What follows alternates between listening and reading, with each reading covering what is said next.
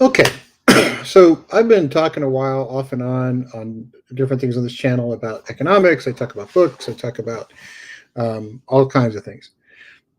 One of the things that people have to understand is that I was trained scholastically or however you want to look at it in physics. So I have a very strong math background, a very strong scientific background, and I don't like it when I hear things about, oh, here's the problem. Here's the one thing going on, especially in complex systems. Those complex systems like our economy and other things that are out there don't lend themselves to, hey, this happened, therefore that was the one thing that caused it. Everything's a lot more complicated than that.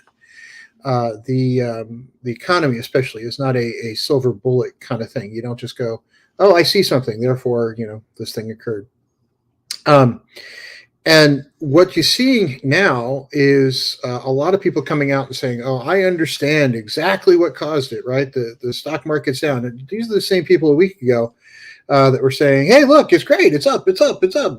Never going to come down. Now today they're all going, yeah, it's all good, right? It's only 1,000 points. But there's a lot more complicated stuff going on. I'm going to bring Bill on here right now. So we can have two of us. Hey, Bill. Hi, Tim. Should be live. I think I tagged you on Twitter, so hopefully your people can see and join us. Alrighty. But we're already live, so say hi. Hello, everyone.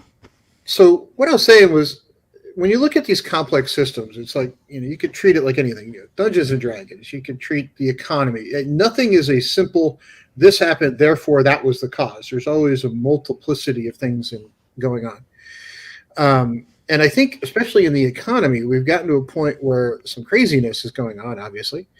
And I want to start this by kind of going back to something that I think kind of sums it up. We all remember Carl Sagan, right? So Carl Sagan back in 1995 put this book out. And the highlighted section is floating around Twitter today, and I think it kind of applies. It says, I have a foreboding of an America in my children or grandchildren's time when the United States is a service or information economy, which we have been for quite some time.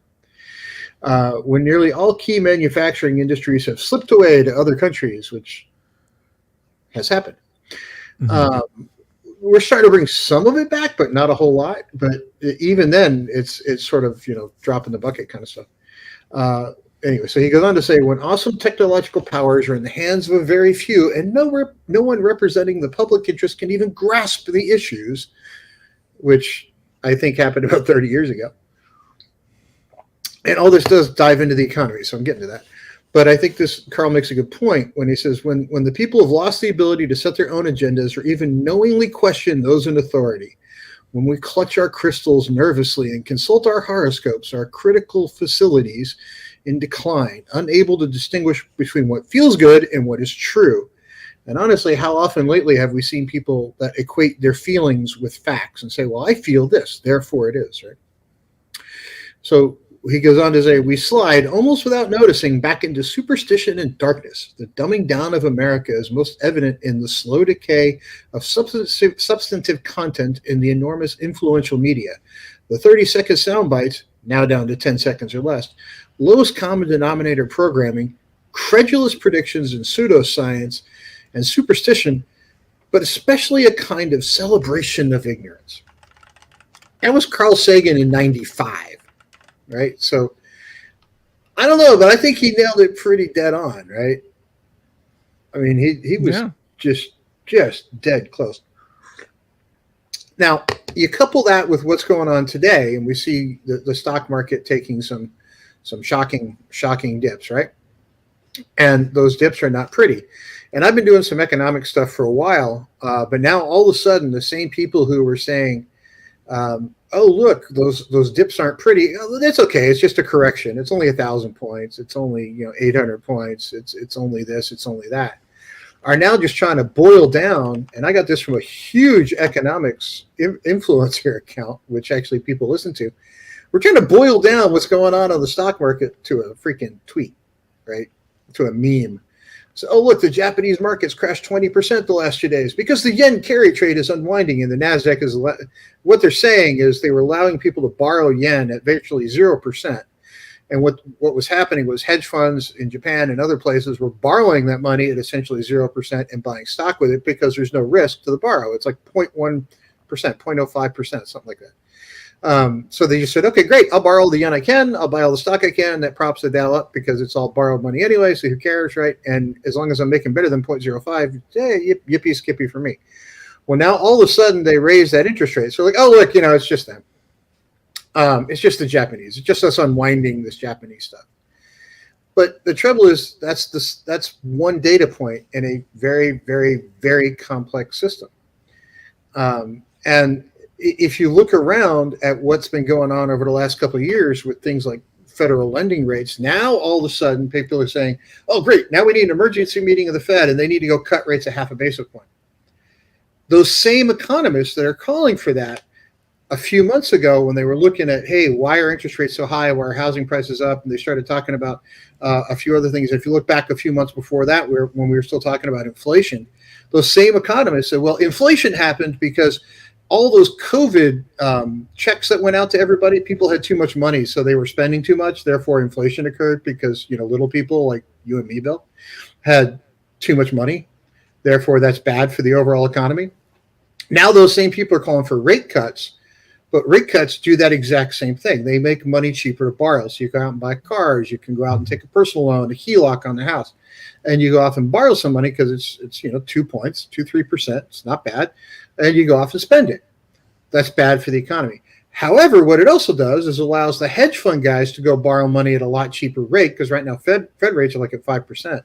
But if you bring those basis points down to 4, 3, 2, or where they were in the last however many years since 2008, down at like 0.1, those hedge fund guys are going to borrow every dime they can get because at 0.1% and I'm gaining 5% of the market, I'd do it all day too.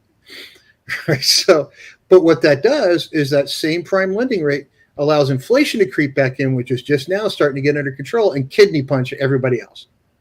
But it props the Dow up, so it's okay, right? That's the part about this entire thing that kills me, is that we're not looking at it from a macroeconomic standpoint. We're looking at it from we have to save the Dow. We have to save the housing market. We have to save the automobile market.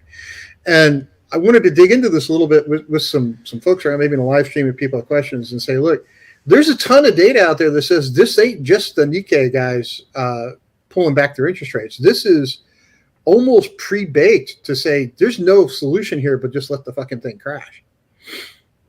I mean, I don't see how we don't just say, okay, look, it's overinflated, it's insane, it's nuts. Because there's one other data point that I've been watching all morning, and that's this thing over here, which is called the volatility index. And what the volatility index does is it shows you how crazy is the stock market getting, how fast is it running up and down. What's the volatility? What are the swings like? So let's look at the 1 day, right? So this is today. It's gone from when the stock market opened, sort of 40 points on up to 60 points of volatility. And forget what this number means for a second. It's just a measure of how volatile it is. But look, it's up 73% on the day. Volatility is not a great thing if you're trying to predict economic swings, right? So remember that 65 number there, that 64 number. There ain't many times it's been over 65. All right, so here's the 50 line. Oh, look, the 2008 crash. That's up over 65, right? That's way up. That's the 50 line, right? So there's 50. There's 60. That's the 2008 crash. Let's go look at 50 again. 50 was that COVID thing that happened, right? So COVID was lower. The 2008 crash was lower than 65. So volatile markets do not tend to produce really good results. They tend to produce absolute shit results, at least shit predictability in the long run. Yeah, some people in 2008 made money because they went out and shorted the housing market. They bet against the housing market. And they were right. Those guys made money. Everybody else got their ass handed to them, and people lost their homes, right? So to me, if you put all that in a pile, it says something happened and it's going to hurt, because if you couple that with what's going on in AI and automation, and this is why where I'd love to have your opinion, is AI is not new. It's very old, but automation is not new either. However, it is a crap ton cheaper than it used to be. And companies can go in and replace people with automation and AI now in numbers they could never do before. And if you got to compete with everybody else on price, which is what we all have to do as business owners, people say, "Oh, well, I'll pay any amount of money for this." No, they won't. That's not true at all. People are very price sensitive. You can't have, well, I made a product that's as good, but it's made in the United States. Therefore, you'll have to spend 3 times as more. Nobody cares, right? They're going to go overseas and buy it for 3 times less. Right. So you can't have the most expensive product that sort of ties everybody. It's this race to the bottom, and you got to cut margins. Well, now we've got that race to the bottom, and we're there, right? You can't keep spending money that's borrowed forever and never expect the bill to come due.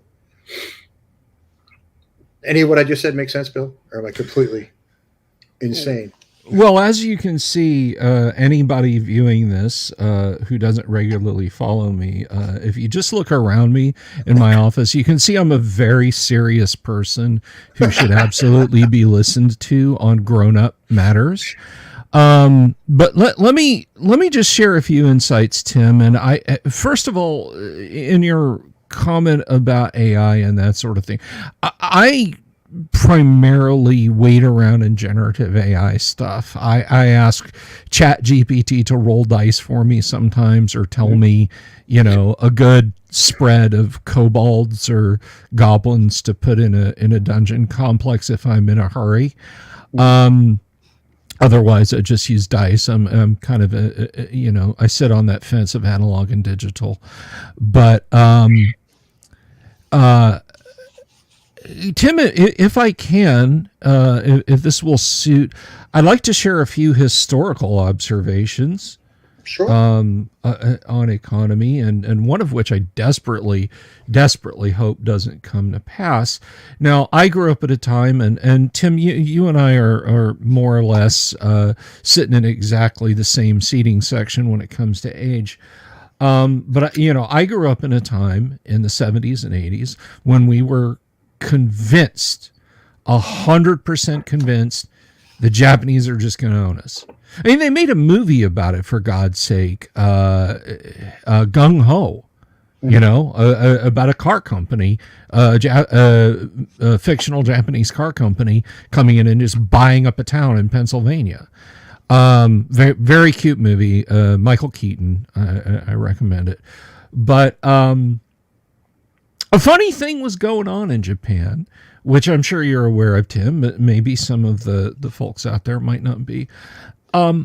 All that was driven by the Japanese government. Yes, they did great things from a manufacturing standpoint, but that was all backed up by the Japanese government literally loaning corporations, zaibatsus, the multinationals, money at a negative interest rate. If you borrowed 1 billion yen, you only had to pay back 850 million yen.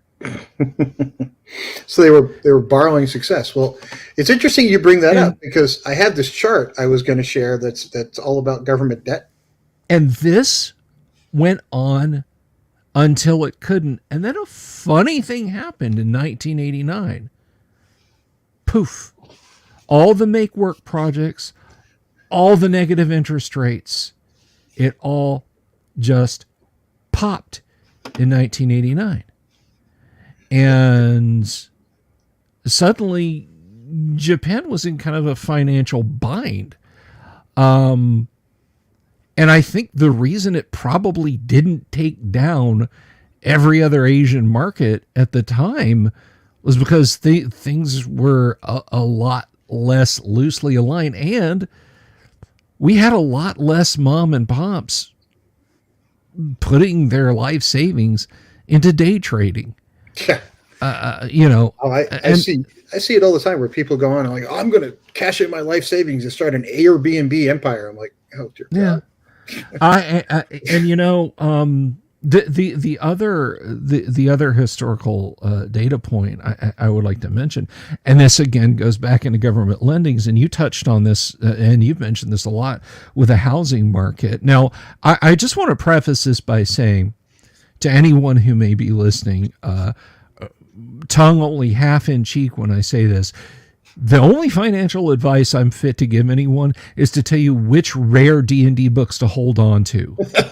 That's the God's honest truth. If you've got a nice OCE set, keep that. That'll appreciate.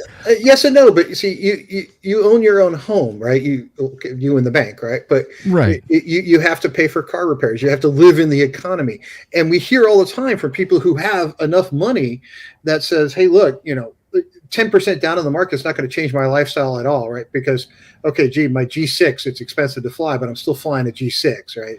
It's not going to change their life. Right. And it's not like they're downgrading to first class, right? So those are the economic experts we always hear from. And I think they're kind of disconnected because they always look for that, well, what's going to impact my life and how do we fix it? And they can get that done. They're very, very disconnected. And the thing that I was going to mention, between 2003 and 2008, now look, I do not, there is no political bias in what I'm about to say. I am just mentioning the names of people. Mm-hmm. President Bush, George W. Bush, asked multiple times, should Fannie Mae and Freddie Mac be audited? And the head of Fannie Mae and Freddie Mac said repeatedly, absolutely not. Everything's fine. Don't you dare audit this. And when he pushed on it a little bit, the snappy retort he got was, you aren't a racist, are you? We're trying to give loans to low-income families, to people, maybe people of color. Are you trying to... And so he backed off. That organization was crookeder than my arthritic Labrador's back legs. They just should have rolled in an Army division strength of accountants and searched that joint from top to bottom. Everything's fine. Yeah, everything's fine. No problem. And he was told that over and over again. And just like in Japan in 1989, everything was fine up until the day it wasn't. I worked heavily in IT. One more historical note, Tim. Mm-hmm. I worked heavily in IT in the 1990s. I mean, day to day, on the floor, servers, mainframes, desktops. And so I always paid attention to what was going on in the tech world. Tim, you remember the .com boom of the 90s, right? Yep. You had companies. Yeah. You had companies, kids, my age, Tim. You had people IPOing with a business plan and nothing else, right? Exactly. It's they bring investors in and say a Silicon graphics workstation on everybody's desk. Well, what do these people do? The future, okay, the future. They do the future, and you had people being hired for jobs. I saw it, Tim. I was in the trenches for this. If you could spell HTML, it was 85 grand. Yeah, 85, 90 grand. In the mid late 1990s, I saw this popping off, and in the back of my head, I was like, something's not right here. But everybody said everything's fine until it wasn't in 2000. Right. So let's look at a little more historic data, right? So the economy is a complex beast. It's not one thing or another. It's a whole bunch of things all wrapped into one. And when everybody goes out and says, "Oh, it's the Nikkei causing this," it's not one thing causing this. Okay, so part of the problem is we've gotten to a point where there's no rabbits left in the hat for us to pull out to magically go fix a giant problem because we've done that so often. So this is a chart of government debt over the time. So this is like right here is like 1900, that's 1950, that's 2000. If you look over time from the dawn of the country, we didn't have a whole lot, at least compared to today. World War II became a blip, right, compared to anything else. Vietnam, you saw a little bit of rise. But then look what happened when you took us off the gold standard. Right, you start to see this rise that gets faster and faster, and it kind of stays sane. You get the savings and loan crisis, but like anything, you don't let a good crisis go to waste. So you throw government money at it, and then all of a sudden that starts to go up. But what happens is once the government starts spending money at a certain rate, they always keep up with inflation or better. They never turn it back down, right? It always goes faster and faster and faster, and it's never pulled back. Well, remove it from the gold standard. Now you got that 9/11 thing, right? Or that, I'm sorry, savings and loan crisis. That, and we're okay for a while. Then you get that whole 9/11 thing and the war on terror, which everybody said, "Oh my God, we're spending so much money so fast. The Earth's going to stop rotating, and we're all going to explode." And they get this sort of slope of the line here that was so bad it was going to end it all. Oh, but then you get the big short, where the housing market with their packaged up, bundled mortgages. We're giving mortgages to anybody with a pulse, which, by the way, I found out is actually going on again to a certain extent if you're willing to pay a lot higher interest rate. And then you get this slope that goes way up, and then you get COVID, and then we're just off to the races. And now it's like it's $1 trillion every 100 days, give or take. So you can't just say, oh, well, the Dow's going to implode. Therefore, well, we're just going to have to go back and make a whole bunch of, government will just take on some new debt and we'll go out and fix the problem, right? Well, the other problem we have kind of coinciding with that, and these are all coming off of videos on my YouTube channel, if anybody wants to go take a look at them. And this one's coming to us to the head kind of at the same time. And here's the other problem, is 20% or so of the economy is based on the real estate market, whether that's people selling you the real estate, people making you the loan on the real estate, people fixing your real estate, inspections, you name it, it's based on real estate in some fashion, about 20%. That's a big number, right? But let's look at that real estate market. In 1973, you could buy the average home in the United States for 1.3 times the average annual income. So that means if you're, earning sort of the average wage, which right now is sort of like high 50s, low 60s, depending on which numbers you believe, the average home would cost you 1.3 times that, or less than $100,000 in the 70s. Now, average income versus average home in the United States is an 11.3 to 1 ratio. 11.3. If you aren't already in the real estate market, you ain't getting in, right? You're just not. It's been priced to the point of just insanity. I'm looking at my kids going, God, I'm going to have to gift them like $250,000 for them to be able to afford. By the time, their oldest one's 14. So give it another couple of years, I'm going to have to gift them like $250,000 for them to afford a house. And that is what normally backs up our economy is the housing market. The trouble is, how it ain't getting any better. It's 11.3. How the hell are you going to get to a 12 to 1 ratio? If wages don't keep up, you can't keep overinflating the housing market. And I had a video on this I did over the weekend. What's happening now is a lot of companies, whether they started off as mom and pops or they started off as big companies, what they've done is they've gone and bought a couple houses and they're doing things like rent it out. Well, that's great. So what they'll do is they'll count the house as an asset, they'll count the lease as an asset, then they'll go off and bundle those together and borrow more money to buy more houses. There's even a few groups out there saying, hey, I'm going to buy it with a mortgage. I'm going to sell it to you, but I'm going to sell you a mortgage as a private individual. And now you're paying me. And now that mortgage is also an asset of mine, but, I have to go still pay somebody else a mortgage. So you've got this sort of multi-tiered process where, one mortgage is paying another mortgage on a house, except the guy that loaned you the money is doing it with no credit check, 20% down, and 2 points above the going rate, which right now would put you at about 8% on the loan. But he didn't check your credit, so it's okay. And I was like, how widespread? I was talking to a real estate agent when I figured that out. I was like, how widespread is that? And this particular agent was working with a family who always had 2 or 3 houses on the market around where I live that they're trying to sell as owner financed. Well, that's great. One family doing it's not a big deal. I Googled it. It ain't just one. They're everywhere. Owner financing is becoming a big thing because people who took the credit history punch in 2008 never quite recovered in ways they should have, and they can't get back into the market. So they're going through these owner financing things, especially if you're self-employed and you can't prove your income regularly. You don't get a nice W-2, you get a 1099 or you're a contractor, you're self-employed. Those folks are having to go through these alternate methods of financing, which is costing them well above market. And it's just not going to end pretty. So it looks like you want to share something here. So I will add that to the stage. Yeah. I just, when you were talking about the gold standard, this immediately popped into my mind. And if you guys, like, if you're just listening to this, or if you haven't seen this meme before, let me just take you through this. This is just a little meme. It says, I work at McDonald's and we have these little cards that we give to customers when we fuck up their orders that lets them redeem the card for a free Big Mac. Just recently, we received a box of these special coins. They're going to serve the same purpose. If you have one of the coins, you can exchange it for a Big Mac. It's for the 50th anniversary of the Big Mac. I don't know. This is fairly recent, but I don't know exactly when this is.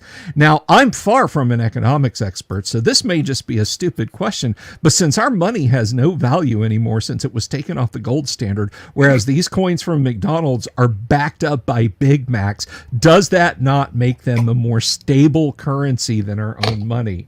Tim? Yeah, people have to eat, right? And Yeah. that was another one that I did a video on the other day that I went through what actually makes up the inflation numbers that they talk about. Mm-hmm. And what's in that number was just insane to me. It included things like, so every time you look at the inflation numbers, it includes things like, well, here's this market basket of goods. The PCI number is this, and it's 2%. Oh yay, yippee skippy! We're no longer at the 5% range. Well, what they're doing is they are not including food and fuel, which kind of matters to most people. Yeah. Right? Like food and electricity actually is kind of a thing that really matters. And then when I broke down what was in that market basket, it gives it different weightings, right? So it says this is worth this much and this is worth that much towards the calculation. It counted museum trips as twice as much as trips to the movies. Now, I'm not an expert, but I do have kids, and I'm probably one of the more avid museum goers that I know. But I know a lot of people that go to movies. And it's a bigger number than go to museums. Because oftentimes I'll be in the Dallas Museum of Art or some of the others, and I'm like one of the very few people there that aren't there with kids, if not one of the very few people there. And why you count that one as twice as much as the movies, especially when the museum had this tendency to be free or very, very, very cheap. It baffles my mind, right? The only museum I've paid to go into in the last probably 5 years was actually the National Video Game Museum, and that's for obvious reasons. I wanted to go look at all the cool video games. Sure. And it annoyed me that stuff I had I saved up my allowance to buy as a kid was in a museum, but we're going to let that part go. But the thing about it was, in that calculation, that market basket of goods, it had things like private planes, boats. It had all these things that most normal people ain't going to buy, right? I mean, I'm not out shopping for a plane. Are you shopping for a plane, Bill? Unless it's Lego? I mean, no, exactly, no. Right? The only plane I can afford is when I 3D print in miniature. There you go. So, but that's included in that market basket of goods, and that's what they're basing the inflation rate numbers on. Well, right now I looked it up. Right now, the price of planes is coming down because nobody's buying them. So, oh look, inflation is down. Private planes have gotten cheaper. I mean, it was a small weighting, but the fact that they were arrogant enough to actually include it kind of bothered me. And they gave it the same weighting as eggs. So I'm like, okay, eggs are cheaper than planes, but still the same weighting as eggs. Come on. Yeah. It seems weird to me. It's funny. And again, viewers, future viewers, live viewers, whatever, do not ascribe anything to me as far as this goes, because all administrations in the United States do this. But the games that they have played with the inflation rate in the last few years have been infuriating. So inflation's not going. It's not going up. And right there, this is straight from the Federal Reserve. Consumer price index less food and energy, and that's usually the one that you see quoted on the news. Yeah. Hey, if you don't want to eat or go anywhere, things are fine. Things are absolutely fine. It's wonderful. You didn't want to eat. You're not some kind of political radical or reactionary, are you? One of those people that wants to eat and then complains about the price of food? I don't get it. But now I'm seeing all these talking heads pop up, and as they pop up, um, to me it just says they don't understand the problems that they're discussing. They just don't get it from the everyday American kind of point of view. Because when they're saying things like, well, back in COVID, the inflation we had a couple of years ago was just because people had too much money. We gave them some money, and that was just bad. So, we got to make sure people don't have any money anymore. I was like, what the hell is you guys talking about? And, Graph Paper Architect, I did put that on Twitter a couple of times, that I will bet you by the end of today, there is a large company or two out there saying, oh, we need you to come in and rescue us because we're getting our butts kicked. Boeing may be one of them. Intel may be another. But what we've done since 2008 is we started to get to a point where we have privatized the wins and socialized the losses. So the stock markets have literally gotten to a point where we said, okay, if you win, great, keep it, no problem. But if you lose too much, come talk to us and we'll give you some money to get over that hurdle. And that to me is just nuts. How can we continue to go down this pathway where we say, okay, yeah, sure, we'll privatize all the loss. No big deal. We'll put that out. We'll just throw that on the same schmucks that we're about to inflate their currency all day and not worry about it. Yeah. All right, you wanted to share something. You go ahead, Bill. No, I was just going to say, if they're smart and honestly, I get a lot of people from every direction who will talk your ear off, and I'm one of them. Tim, you've had to put up with me on private phone calls before. We'll talk your ears off about how sinister and manipulative and shadowy and smoking man X-Files wicked our government is. And then you they're failing basic econ 101. So which is it, But I will say that they might be smart enough to not actually want another Occupy Wall Street type situation, that they might actually do a Japan 1970s and 80s and socialize the debt by pulling crap like, look, just run negative interest loans. We got you. Don't worry about it. We're just going to give you guys negative interest loans to back you up. Your company needs $500 billion. Just pay us back $250 billion. It's fine. All the while telling me that $4 a gallon gas, nearly $5 a gallon for milk. I bought 2 ribeyes for dinner last night, Tim. This 36 months ago, 2 ribeyes was about $19, and I paid close to $40 for them. When I bought them, telling me that that's okay, that that's acceptable, and I'm just a crazy person if I think that's bad. I mean, I remember when our current sitting presidential representative crowed about the average price of a 4th of July meal had dropped like 17.1 cents, and I'm just like, this is seriously out of touch. This is he did. Price of a hot dog meal for the 4th of July. It's gone down 17 cents. I was like, excellent. That's great. That's a. Tell us you're out of touch without telling us you're out of touch, right? Yeah. and hey, Tim, if you can't afford the hot dogs, just let them eat cake. Just eat cake instead. Yeah, I have a daughter who suffers from sugar rush worse than any human on the planet. So we'll see how today goes. But this is something else that gets me. Okay, so we get back to the economy and what's going on in the stock market today, and I won't say that. How to put it? I won't say that it's all rigged in favor of people who have direct connections. I will, because I don't believe I'm sorry that's true. Did I say that out loud? But I can tell you that the retail investor doesn't get the same say that everybody else gets. Because if you look at this is the front page of a down detector. Somebody sent it to me on Twitter. Look who's having trouble getting logged in today. Charles Schwab, Fidelity, Vanguard, Ameritrade, E-Trade, Robinhood, Interactive Brokers, all having trouble with people getting online today. I wonder what could possibly be going on that people might want to log into their accounts. I just, if only I could put my finger on it. I am reminded of when do you remember the GameStop short a couple of years ago? Absolutely. Yeah, it damn near destroyed a couple of hedge funds, and people got really upset about that.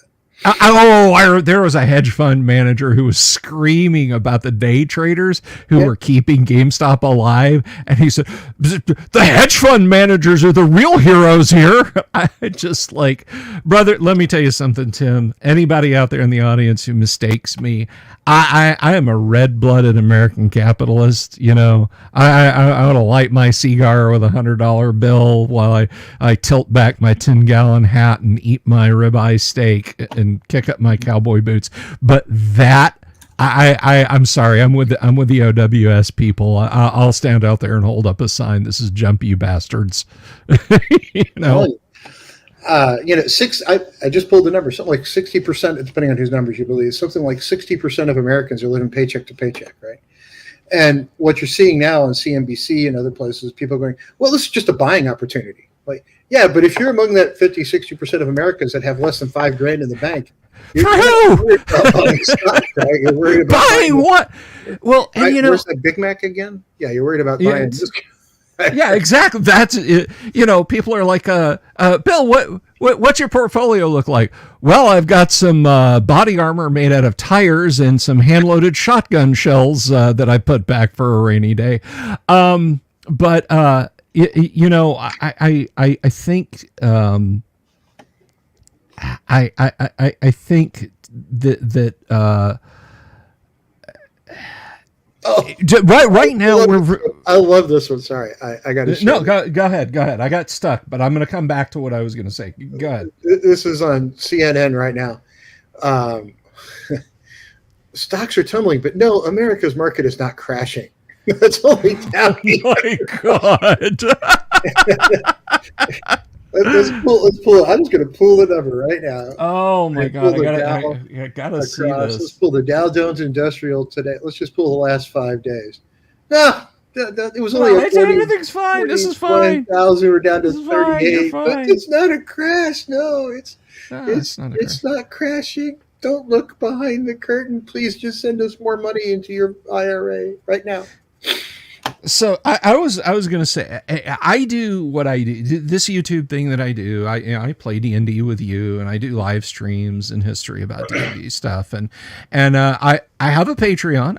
I'm not going to pimp it. This is your channel, Tim, but I have a Patreon, and I get supers on YouTube, and it's a lot of fun doing that. And it's a very gig economy for me. You know, it helps keep the lights on around here. You know, it puts some groceries on the shelves, and subscribe to @Dungeon Delver on YouTube. But it helps out, and I think one of the more perfidest things was, you know. Now, I say this as one of the paycheck to paycheck household around here. $600 is not a huge amount of money.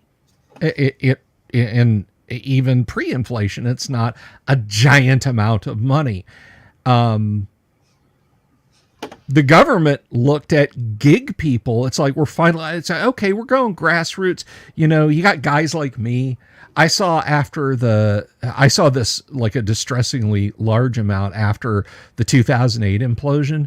Tim, you'd see like Mercedes and BMWs pulling rented trailers with lawnmowers and hedge clippers on them so these guys could help keep the lights on. Saw a lot of gig economy stuff pop up in 2008, and it really helps. It really does help. That super chat, that you know, here's $1 because I like your YouTube content on Patreon. You know, hey, Bill, I hear, you know computers. Can you build my kid a gaming computer? I'll cover the cost plus, $100 or whatever. All that was a golden time. And then, you know, the beast woke up and said, wait a minute, you guys are making, hey, PayPal, hey, banks, if these people start making more than $600 a month, you need to report that to Uncle Sugar. Like, when the hell, wait, what? This is literally people like trying to keep their lights on and their kids fed with lawn jobs. I get it. Here's another one I did just recently. So, a new car. This is a new car for new cars. So the average monthly salary in the United States when I did this 5 weeks ago was something like $7,875. Mm-hmm. Sorry, it was December averages. So the amount financed on a new car at that point in time, this includes everything from Kia to Mercedes to Maserati, was $38,519. And what caused me to dig into this was General Motors did this press article where their stock went up and said, look, the average car we sell is now 49 grand. The average car General Motors sells is $49,000. So I wanted to dig. Well, so the average financed on a new car in the United States is $38,519 against a $7,800 salary, right? And that's pre-tax, by the way. And the average financing rate is almost 7% right now if you have good credit. If you're going through someplace like Carvana or others, your interest rate's going to be a lot higher. Because first off, those cars are used instead of new. This is new, but that's okay. We're going to loan it to you for more than 5 years, right? These car loans are now hitting 6 and 7, so they average about 5.4, which makes your payment around $700 or 9% of your pre-tax income going to just a single car before you put gas, tires, or insurance on it. That's a big number. If you look at overall monthly spend rate, that's not a joke. That's getting up there. And I ran the numbers for that across sort of all time, and I said, look, what was the best time to buy a car? And it was sort of in the 90s when it was sort of 30% of your income, give or take. And you could have done a lot better in the 90s when the prices were down relative to income. But it to me, we've got this problem in the economy where there's people at the top who don't understand that you can't continue to squeeze the middle class or people that are, take that the center part of the middle class and down. You can't continue to squeeze them. There's nothing left, right? There's just not, right? You can't get blood from a stone, I think is the old saying. And when your economy is built on large numbers of people doing large numbers of things, sooner or later you run out of large numbers of people because they can't afford to do that shit anymore. That's what happened in 2008, right? We ran out. We loved bundling up mortgages and selling them off, right? Well, sooner or later you run out of people with good enough jobs to buy the homes that you're building, and you're bundling up shit and selling it off. And it damn near crashed the entire U.S. economy because we decided that, well, that's okay. We'll just keep borrowing more money from somewhere. I think we've got the same point, but we're not bundling it up on houses anymore. What's happened is we've been bundling it up on the stock market. That's coming down. You got housing coming down. You've got inflation that won't really go away, especially if you lower rates. But all the people at the top are like, well, we got to protect the Dow in the housing market. That's all that matters, right? Who gives a shit about the rest of it? Well, the rest of it is you and me, man, right? The rest of it is people putting their kids through college or trying to. Yeah. And I mean, there's this... There,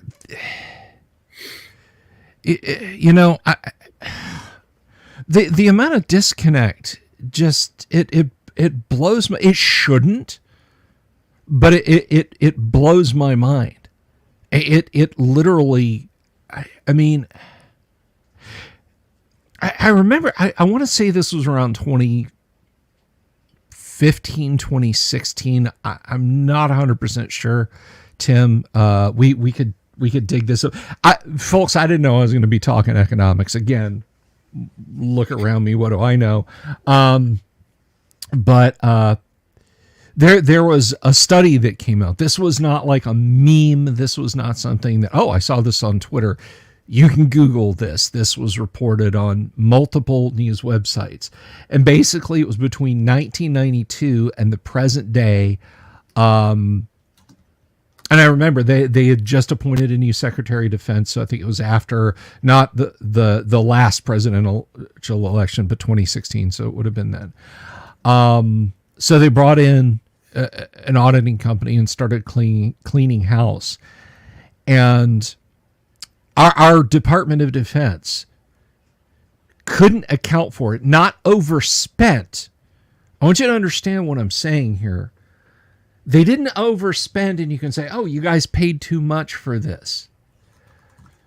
They cannot account for the whereabouts. They don't have it on a balance sheet. The money was given to them, and then it's like, pop, where'd it go? 21, listen to me, $21 trillion. That is the United States of America telling Australia for 10 years, don't worry about your GDP. We got you covered. That's literally the United States picking any country in the world and saying, we'll cover your GDP. And the Pentagon cannot.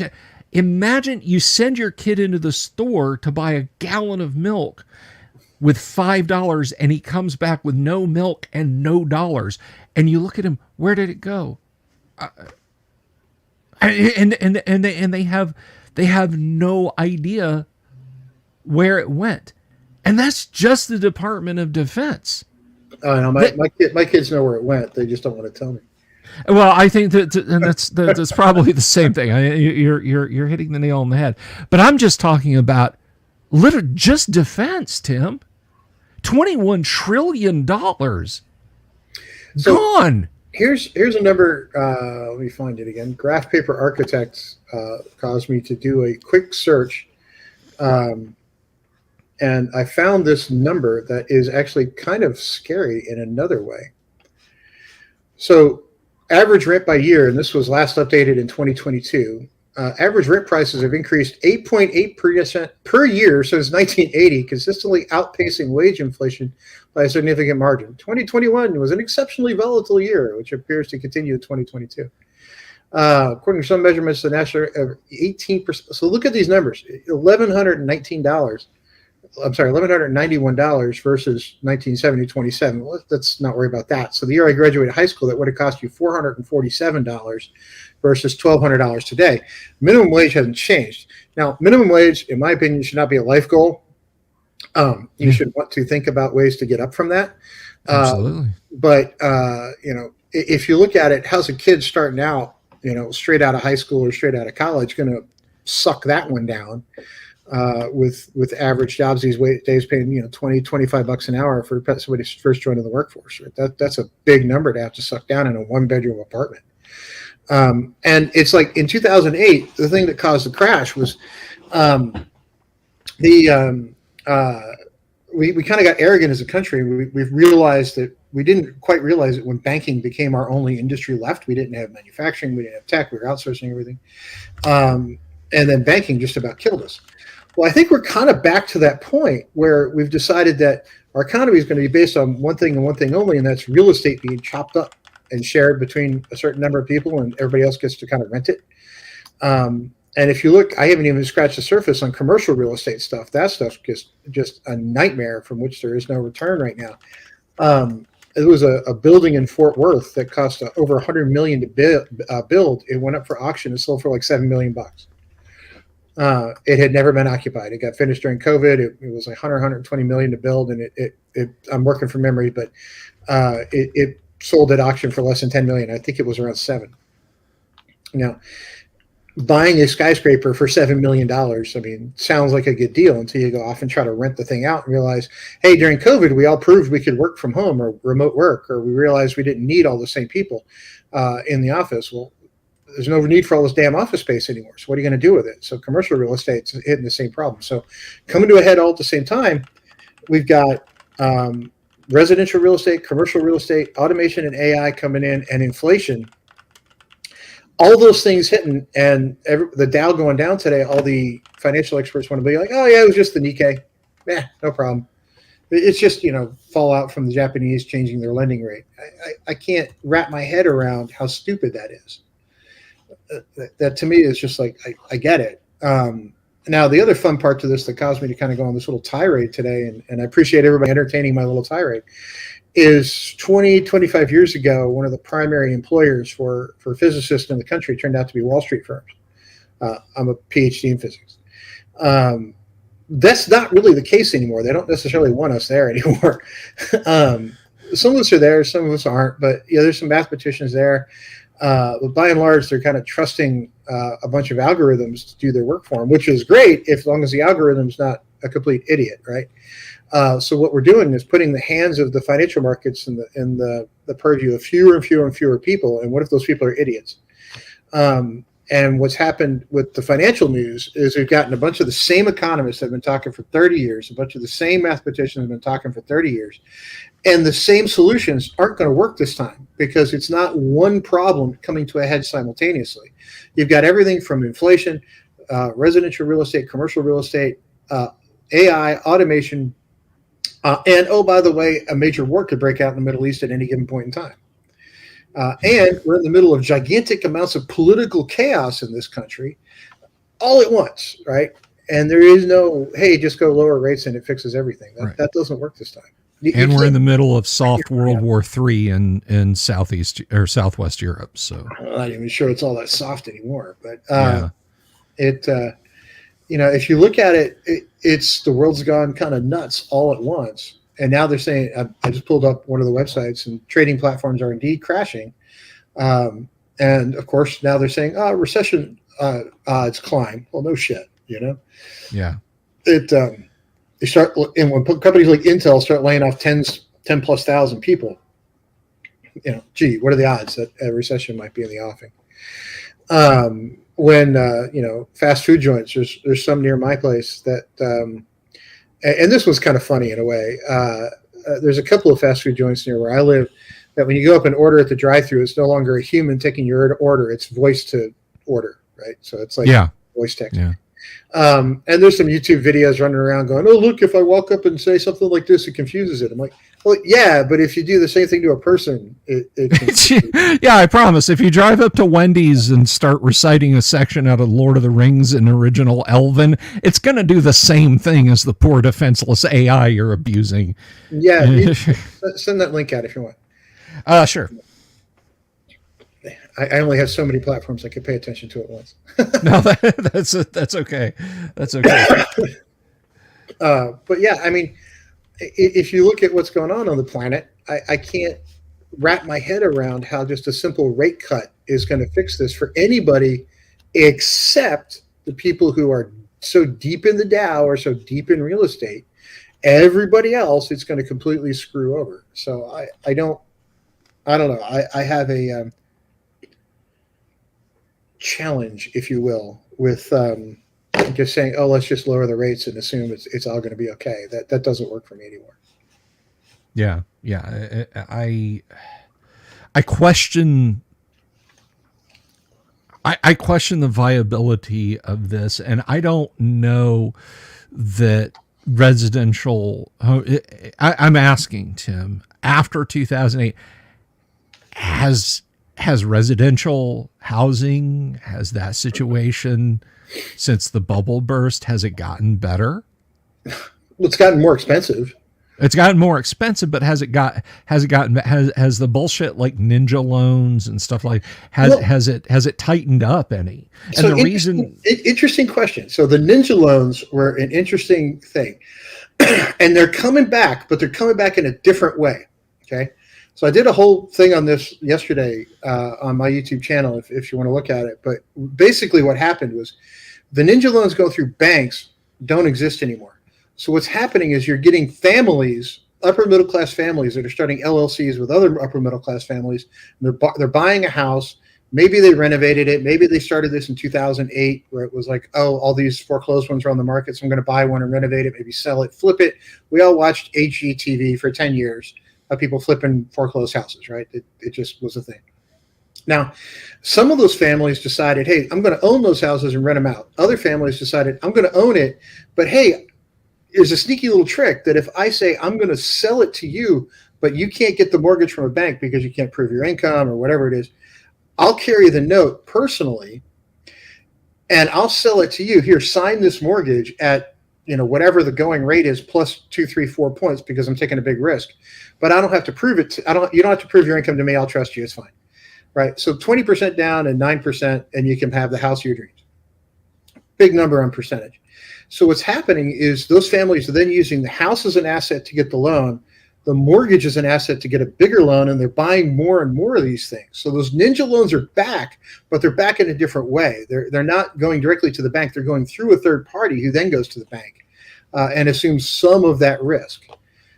Now, if a bunch of those families doing that suddenly go belly up at the same time, the bank, reabsorbs that risk. So basically, all we've done is outsource the risk to a third party.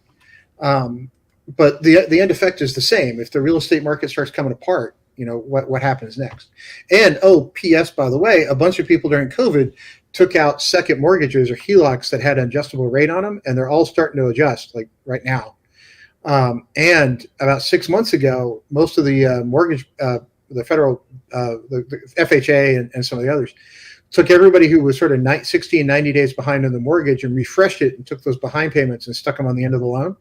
But those same families are now back at 60 and 90 days behind. So nobody really, their job situation, their income didn't really get fixed. Said, we're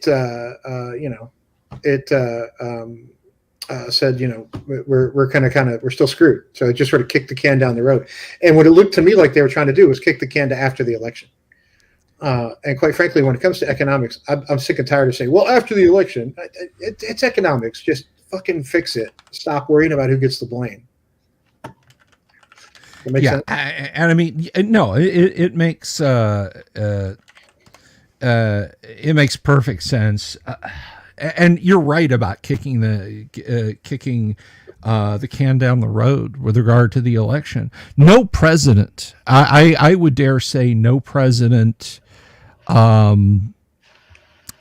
probably since Bush won, maybe. Well, no, I can't really level that at him. He had a war to manage. No president in a long time. Let me just say that, because again, I'm not getting thrown under the bus by either side on this. No president in a long time has spent their first term doing anything other than trying to get reelected. The can is kicked down the road to the new administration, and a new administration comes in and they say, okay, we just got to focus on curb appeal for the country to make people happy with it. And then we'll start the real work in the second half. And if they lose, then they don't start doing anything, or they don't do anything because they're out, and the new administration, be they from the R or the D side, starts the process of, let's just work on curb appeal and not actually fixing anything. And then in our second term, but either side, when they see they're not going to get a second term, or even if they do see that they're going to get a second term, or they're going to be out because of term limits, they sabotage everything to make the other guy look bad. But one way or the other, however it happens, they're deliberately screwing things up. Well, it's stopped being about. So one of the things that really kind of bothers me is when politicians use the word power. It's like, well, our group is in power. Like, it's not about power; it's about service. Welcome, Graph Paper Architect. Hello. So we're adding people to the list here, and Engine Joe has an interesting point. That a lot of counties started doing things to be able to raise property taxes on people already there. And Dallas is no exception. They started raising property taxes. And I found an article about it yesterday, and it took me till this morning to figure out what they were doing. Was if you live in Texas and the property of Texas, the tax assessed value of your home goes up, you can apply for an appeal. So if you're, me living in the house and I own it and it says it goes up and they say it's worth more than I think it is, I can go yell and they'll probably bring it down. If you don't actually reside in the house, you can't go through that process. Okay, so if you're a rental, Airbnb, corporate owned, you can't do that. So guess what? All of a sudden, Dallas went through, which they haven't done in a couple of years, and said, we're going to reassess everybody's property tax. And all those people who couldn't appeal it got screwed. It all went boom through the roof. Well, now, of course, all those rents and Airbnb costs and all that's going to get passed on to the consumer. So I think it's going to cause a bigger problem in Dallas than people realize. because the next guy to rebuy that home can't go in and make that appeal, right? Unless you burn the house down and start over or something. But who wants to do that? So, welcome, Graph Paper Architect. Thank you, Timothy. So you wanted to come on and talk to us, which is great because my voice is giving out, and I got to go get my kids to get me more coffee so it survives. Oh, yeah, So, I hear you there. I had to get some more coffee before I came on, so take care of that. Absolutely. We, I can't even believe it. We literally just had a meeting last night where we were talking about Adventure Engine and the latest thing. We're launching our company right now, and then I see Tom Neon's new video pop up this morning. Goes, oh, all this crap is happening and the crashing in Japan and everything like that. I'm like, oh, joy, my day off. And then I see you all in here talking about it, and I went, wow, holy crap. So thank you for Yeah, having me. I appreciate it. When you got the D&D nerd who lives in a gold standard just with dice and graph paper on talking about money, that things have gone off the rails. And everybody wanted all the XP, so they started hoarding all the gold. So like Warren Buffett is like, he should be in deities and demigods. Well, I didn't even talk about Warren Buffett, right? So Warren Buffett's in the biggest cash position he's been in decades. And that dude is better at telling when shit's going to fall apart than anybody else. Oh, dude, and he's pulled out of everything. Well, I just saw this morning because that was part of Tom's deal over on Clownfish. Buffett pulled half of his stake in Apple. Yep. Like just half. I mean, holy cow! When somebody goes, yeah, I'm just going to take out half of, and I've got all this money in there, and going, oh, dude, Apple is probably crapping the bed right now at this point. Let's see what Apple's kind of doing amazing. today. But yeah, the point I brought up was that we've been living it. I have children that are grown, so they're in their early 20s, and it is completely, literally impossible for any of these kids to live. They really can't. There's our kids. They're living in. We've got homes, so they're staying. That's just private matter. But point being is that between our kids and then talking to their friends and everything, and my wife works in economics, and we try to help them understand how money actually works, and they just can't. They really, really can't. They look around. They go, look, they're fresh off the boat, so to say, and they've got their high school diploma. They're going to go out there, flip some burgers and whatever job that they can get, but it is completely, literally impossible for them to get a 1-1 apartment. So I saw this article yesterday where people were talking about kids graduating right now into this recession, right? So my kids are 14 and down, so I've got one going into high school, so I got a couple of years before he goes off to college. But interestingly, I keep threatening him that I'm going to go get a job as a professor at the university he goes to just so I can walk into class. But you should. Then he saw back to school and he's like, please don't. Just don't.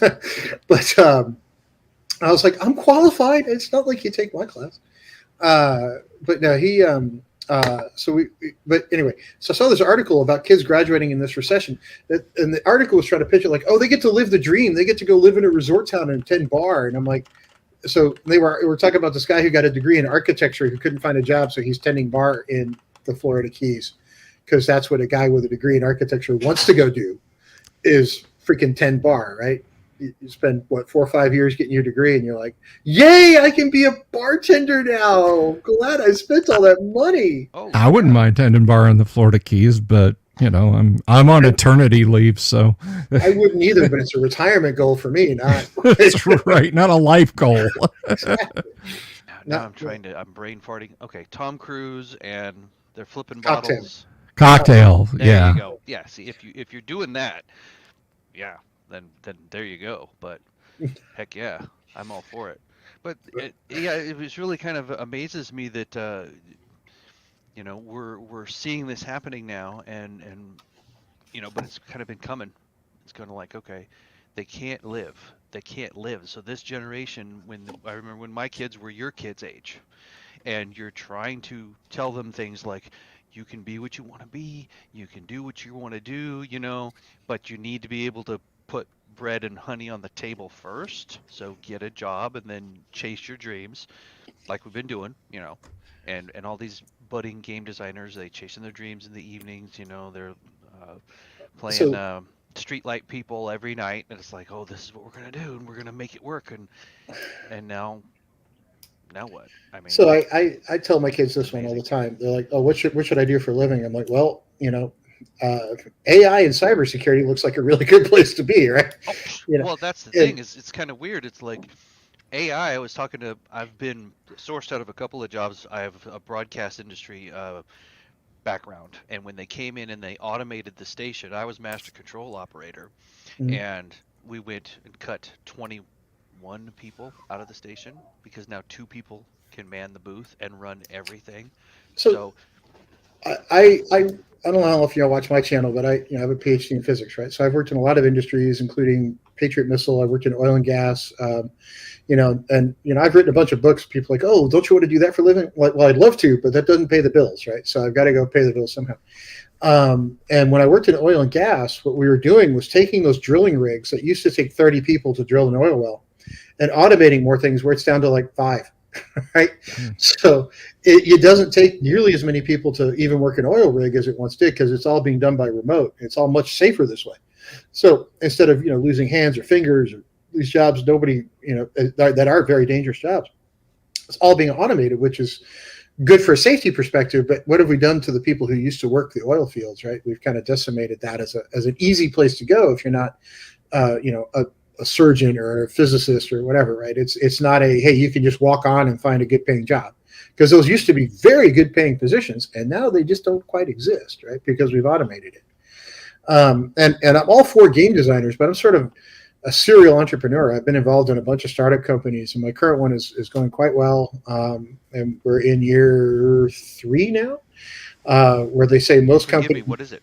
I built we work in predictive analytics more than anything else, but we built a social media tool that allows people to, and I didn't really want to pimp my stuff today, but of course, you ask an entrepreneur what they built, and they will talk about it at length. Well, of course, yeah. So we built this tool that lets you create posts or schedule them across all your social media platforms. So I can send a picture all of these places at the same time.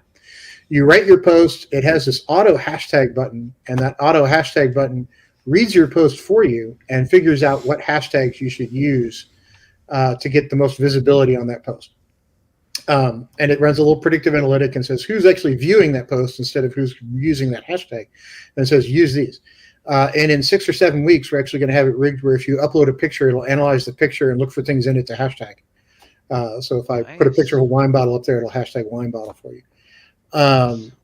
It's fancy use of AI on social media, which is going quite well. But as an entrepreneur, I can tell you that I look at the only reason I brought it up is I look at the gaming companies and people trying to live the dream and own their own indie gaming company, which I am all for if you can make it work, right? If you can start a game company and support yourself and support your family with it, and it's not just a side gig that will probably go away in a couple of years, I'm all for it. But I tell people this all the time, and anybody who's willing to listen, I'll say it again. Kickstarter is not a formal business plan, and it is not a means for long-term survival, right? You have to be self-supporting at some point. Kickstarter is not going to rescue you every time. And there's been some very successful Kickstarters out there, but the long-term viability of the companies that do so are not really good. And the trouble with like Wizards of the Coast, and I'm not going to get too deep into it, but the trouble like Wizards of the Coast is they've gotten so big, they now think like a big company instead of like a small company. And those are just different entities, right? So big, massive $100 million plus entities are not the same as like if Bill and I started a gaming company and we're going to write some modules together, right? It's not the same decision process.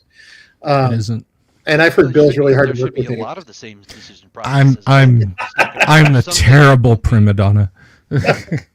I mean, you'd have to be, you have to go through all the same matrices and think about, your different markets and who you're marketing to and what you're doing, all your different social medias, what sort of are you presenting, who are you, going for, and all those other kind of things. So you do have to think about all that. But yeah, I get you, because you also don't have a 5, 10, 20-year plan, and you're not also talking to all the people and going, hey, Lego, let's talk about some branding.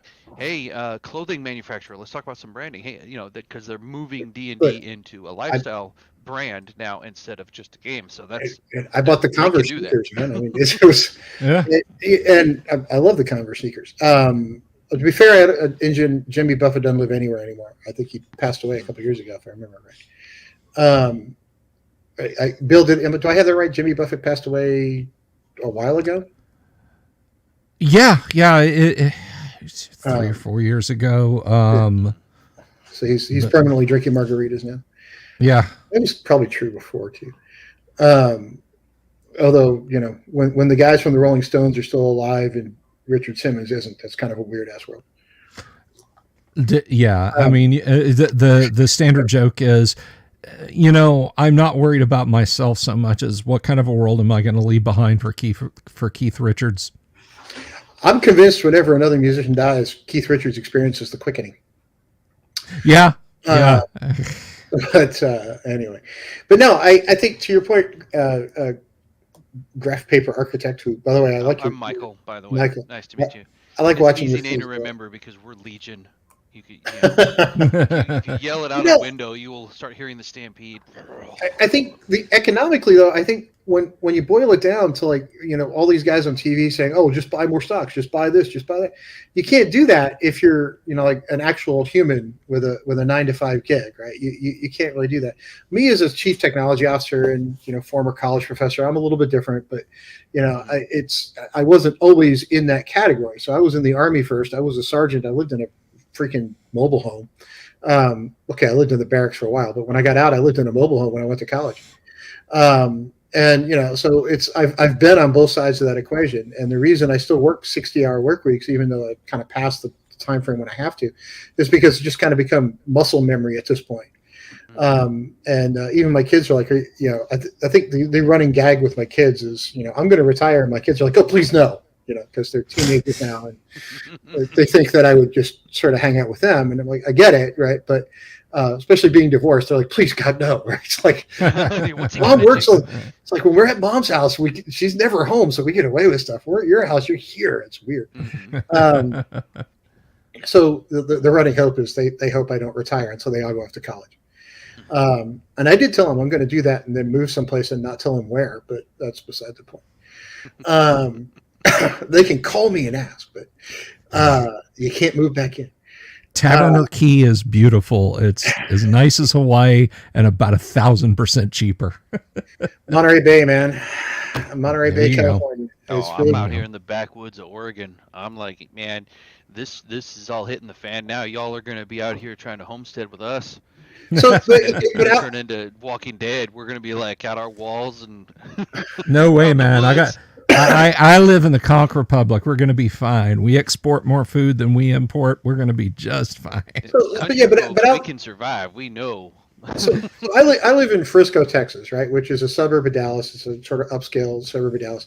So you live out. When you see people complain around here, it's like, okay, first world problems, right? But I've heard Bill's complaints. What kind of complaints economically do you hear from your neighbors, right? Because with 2 teenage boys and somebody who has looked both sides of this, I'm not the trust fund kid, right? I'm the guy who put it together himself. I still look at grocery prices. I still check out at the grocery store. I'm like, good God, what the hell just happened to me, right? Yeah, it is kind of amazing. There was another kid I saw in the video, and he went in and he had his grocery list. They go online and they order stuff on their phone. Mm-hmm. And so he had his grocery list of stuff that he ordered from Walmart, and it had been saved from 2 years ago, 3 years ago, something like that. He just, on a whim, pops it up. And he makes this video because now it has almost quadrupled in price. The exact same items, because they're all saved in the cart. So It just says, oh, all these things that you want to buy them again? He says, fine. He hits the buy it again button. Oh, now it's going to cost you, $400 or $500, whereas it cost him $100 or whatever just a couple of years ago. And that's the other thing, like the economic news doesn't get is like, well, inflation has slowed down. Yeah, but you haven't your wages haven't caught up from the years where it was double digit. No, right? they don't. Yeah. It's like, yeah, And the it's numbers are a little better now, but we're still feeling it, and it still really hurts. well, So and the numbers are the same. It's like, oh, sure, I can go out and I can make 15 an hour or 18 an hour. Minimum is keeps going up, but then you take the ratio. You've got to look at, okay, I make this much, and it costs me this much to live. I got to make more. I got to make more. I'm making more, and then costs. You know, so it's just the same exact game. You're just doing this, bing, bing, bing, bing, bing. The numbers keep getting bigger. The exact same thing. You're only walking out with half a basket of groceries, and It's like that it's sad. PSA about cocaine from the late '80s. You know, The more you know. I yeah, I use cocaine so I can work harder, so I can make more money, so I can buy more cocaine, so I can work harder. Except they've even taken the thrill of chemical escape out of it. I work harder so I can make more money, so I can afford to eat, so I can work harder, so I can make more money, so I can afford to eat. So look at this. This is from Forbes, right? In May of this year. Survey found the majority of Gen Zers and millennials, 52%, have less than $5,000 in savings, compared to 42% of Gen X respondents and 29% of baby boomers. Right. So when you see on the market, everybody, or see on the news, everybody's like, "Oh, hey, inflation is down to just 4%. It's okay. It's fine. Nothing to see here." I ask myself, you know, is it okay, or is it, the sort of alternate version of okay that looks a whole lot more like that, right? So it's like everything's fine. Yep. Just don't. I'm going to go to my house in the Hamptons this weekend. I'll see you guys later. Bye. All I have to say to those people is they better keep their security guards exceptionally well fed. It's true actually, but what's really funny about that is there was this episode of Billions years ago where somebody gifted the billionaire in the show this bunker for end of days, right? Here I bought you this bunker so that when the world falls apart, you've got a place to go. And he's like, thanks, but no thanks. And his wife's like, what? Don't you want it? He's like, look, by the time we get there, it's going to be closed off because the people that guard it will put their families in it, not ours. What the hell difference does it make? It's like, fair point, So, yep. And yes, we were supposed to be based on gold. They took us off that in the early 70s, and that's where it all got screwed up. Yep. Yep. We were talking about that earlier. I don't know if you caught it, Mike, when the Big Mac or a quarter pounder complimentary coin is more stable a currency than the US dollar. Well, it's amazing what they've done with that. I mean, how fantastic of an idea you've got. The Bitcoin all came out and all of that happened. And then that one guy made Dogecoin. It was the coins that were based on the little dog, right? And then they keep creating these digital currencies that somehow can translate into real currencies.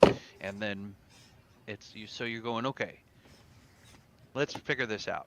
We've got money, but I can take an algorithm and put it in my video card and let it run until it can mine some kind of Bitcoin something or other. Oh, dear God. And then somehow this digital currency is going to translate into real currency. And oh boy, that's a rabbit hole that we could really go down on, because of course everything's digital now. It's really just a matter of, okay, how many ones and zeros do you have on the screen? It's not even the cash, or it's not based on gold. It's not based on anything in reality. And I think that a part of what we're seeing is that this generation coming up, they know it. They go, okay, look, there's all this stuff. It's all made up, and we can make it up too. What if we just make our own currency? What if we do this? And let's have it be that. And if enough people get in on it, it's like, well, there you go. I mean, they can't expect economies to continue the way they have been when you have whole generations of people understanding that you can just make money in the computer and have it be money.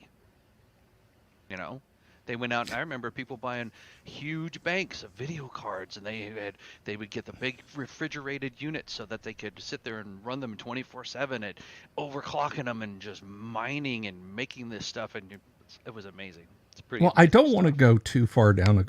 I mean, myself, I don't want to go personally too far down the crypto rabbit hole. But I was commenting this morning, Tim was talking about not wanting to talk about crypto. And I said, the funny thing about crypto and even gold is the people you see on late night TV who want to sell you gold, and the people who want you to invest in crypto. What do they want you to invest in crypto with?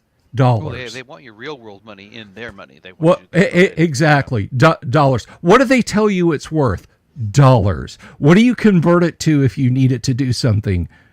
Dollars. Here's a revolutionary concept. How about I just keep my dollars? Yeah, how about we just keep dollars? Yeah.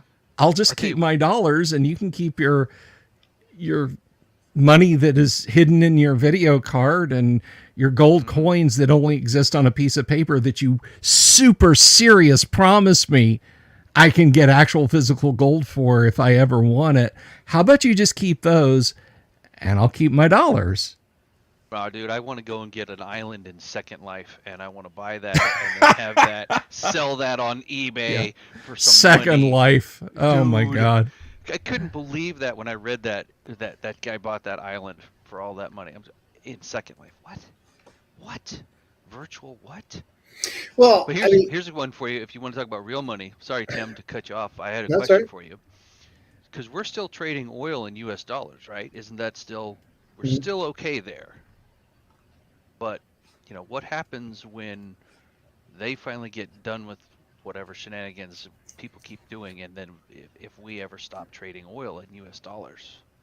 That's the world reserve currency, right? So that's the one thing that is actually kind of propping our economy up is that we are still sort of the world reserve currency. And the moment that changes, goodbye to using the Federal Reserve to manipulate the markets. And Injun Joe, World War II started because of a lot of reasons, but one of them was the German war debts caused hyperinflation, and one thing led to another, which allowed the rise of Hitler, which allowed the rise of whatever, which allowed. So it snowballed.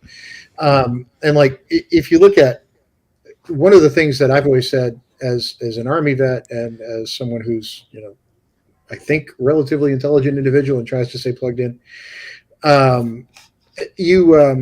when you look at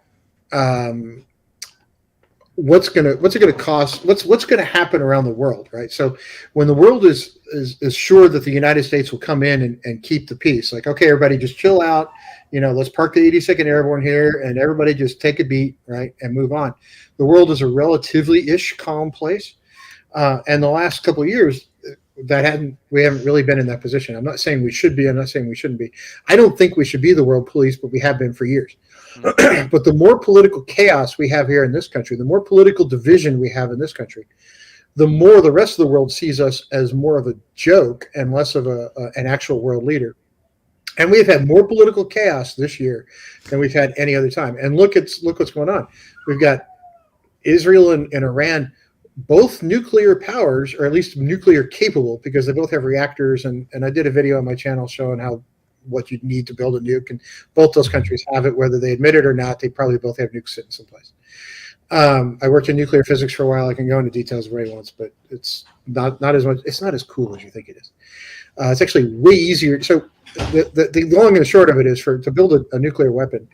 It was hard in the 1940s, but it's not 1940 now.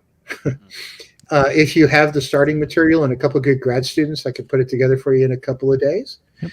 The tough part is getting all the starting material. And if you have that, you're there. And both those countries have that starting material, and it doesn't take weeks to do it. It takes days. So when you look at that, those two countries about to duke it out with each other, that's a big deal because both of those countries are known to be a bit testy, and their militaries are much more ready to fight each other. Those are two pretty substantial militaries about to go toe to toe, and unless we pick a side, which I don't think we're going to do this time, I think it has a very strong chance of going nuclear. So, which causes more economic problems, which causes more political problems. But how do you fix it once that comes back out of the bag? Well, this is just, maybe it's a cynical observation. I don't know, but maybe when you start talking about the destabilization of the dollar and the petrodollar, maybe what's going on right now is perhaps an attempt to restabilize the dollar. Only now the currency that's backing it is human blood. Hear me out. I'm not just saying that for shock effect. Somebody's getting paid. Tim, can you pull up Raytheon stock? Can you pull up Lockheed Martin stock? Raytheon merged with somebody else. Somebody is benefiting. Yeah, Raytheon merged with United, I think. But let me see if I can find it. I think it's Raytech or something now. So Raytheon always does well because they have Patriot. And I'm not saying we shouldn't defend ourselves, and I'm not saying we shouldn't defend ourselves as good as we possibly can, but maybe there's something to that. You talk about us being the world police and things about to kick off. Well, if they can't wring any more money out of the middle class and they can't wring any more money out of financial institutions, what can they wring money out of? Or makes a lot of money. All right, so there's Lockheed Martin. Lockheed Martin's down a little bit today, but if you look, the larger Dow's still down 2%. Lockheed Martin's down a tiny bit, but comparison to the rest of the market, Lockheed Martin's having a pretty good day. Yeah. Let's take Tesla, for instance, who last I looked was not having a good day. Yeah, they're down almost 2.8% now, 2.9, pushing 3. What about entertainment stocks like Disney and some other things? And I know that they were already taking hits, but Disney's not doing too bad. Although that's just today. Let's look across 3 months. Disney's kind of taking a beating. I think what they did to that latest Star Wars series is really what's going to. Yeah. They've been shooting their own foot off for a while. They've been lightsabering their own foot off for quite a bit now. Apple's off 4%, but Apple is going to be it's going to go. I think the first thing we'll see is entertainment will shrink and continue to shrink. It's been shrinking. I mean, the game industry has been shrinking and shrinking. They've been layoffs all across the board.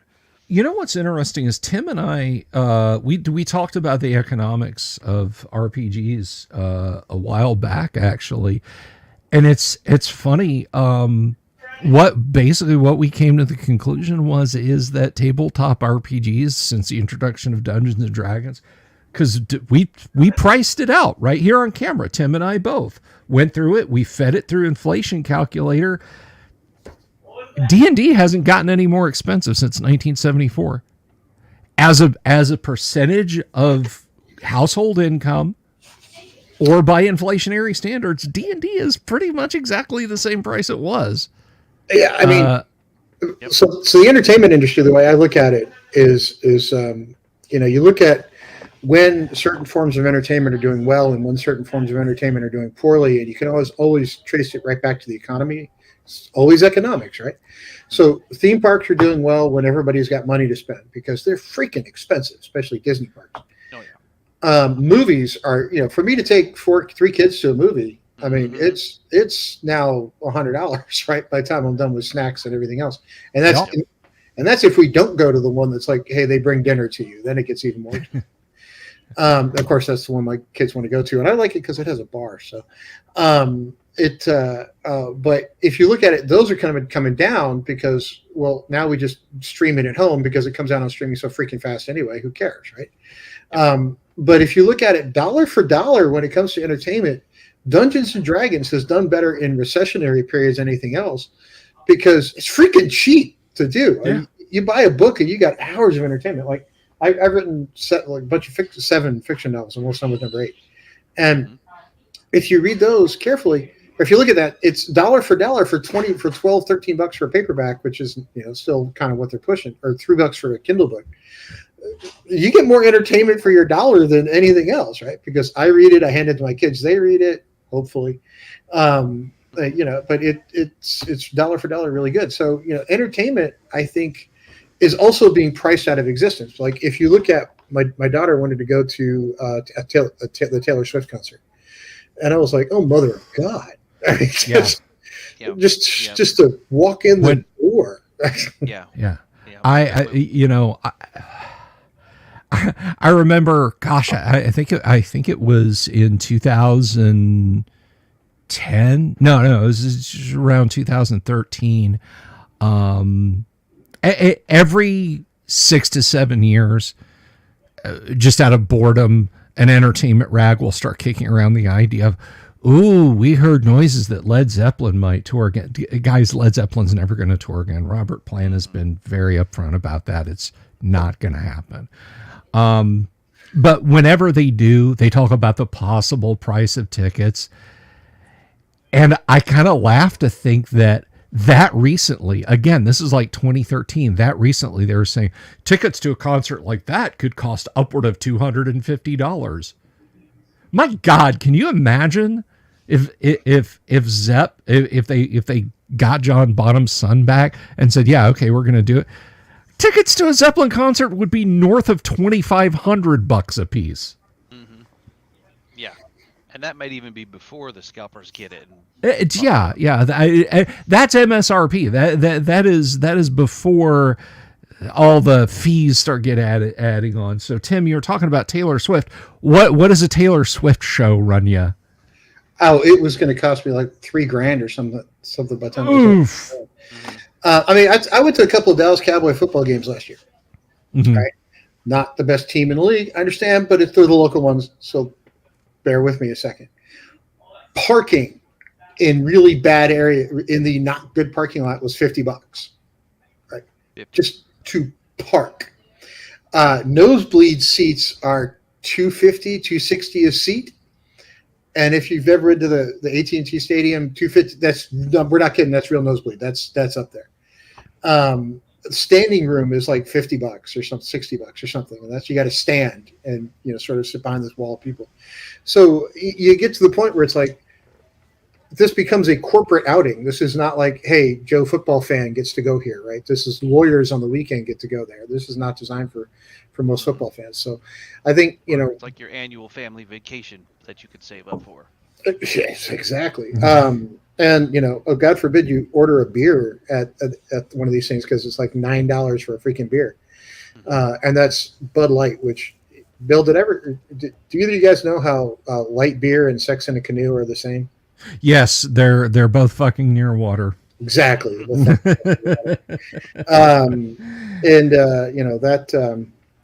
So to me, those things,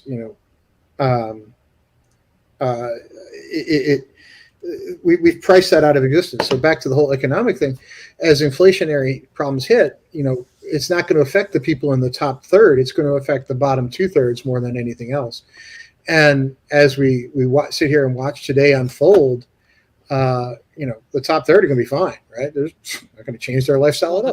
The top third is the ones, pulling the strings. I'm a huge George Carlin follower, and I believe that these people all go to the same country club. They all get together for their annual meeting. There's reasons why that they do this, and I think that there's benefits that they go, okay, if we do this, this is what will happen. They're not stupid. I remember in business class when I was in college, and you go in there, and one of the first things the instructor asks is, okay, how many people here think that the U.S. government and all these people are just idiots, and they're just stupid, doing all this stupid crap? And all these kids raise their hand. I was a little bit older when I went to college, so I was like, no, they're not stupid. And he says, yeah, you're right. They are probably some of the smartest people in the room when you're dealing with these folks, because they know exactly what they're doing, and they know exactly what the outcome is going to be. There's a little bit of dice rolling here or there, but for the most part, it's like, yeah. So if we can look at the money and follow it and go, okay, who is going to benefit? Who is going to win because of this? There's a reason because they're not stupid. So it's and I see it a lot where because I have access to investors. I've worked with Wall Street. I've worked with venture capital firms, and I know a couple of very well off angel investors that will put 7-8 figures into stuff. Everybody's if I see a business plan, so me being a scientist, I look at certain business plans and I just look at them and say, okay, is the tech realistic or not, right?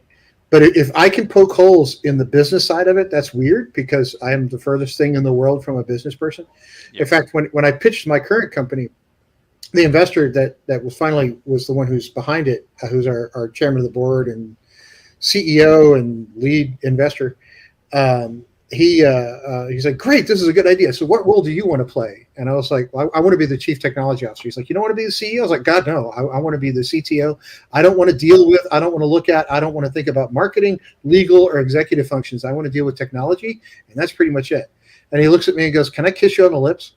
And I was like, what? I was like, what are you talking about? He's like, you don't understand how many technical first. He's like, you don't understand how many technical people come in here and go, I need to be in charge of everything. I'm like, dude, I've seen those jobs. I don't want them.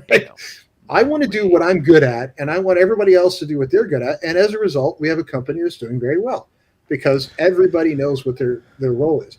But the point is that when people come to me with a business plan that's sort of half-baked, I see a lot of people going, oh, well, if investors don't get it, they're just stupid. I'm like, so you're going to ask somebody for $2 million investment, you're going to insult them and go in the front door.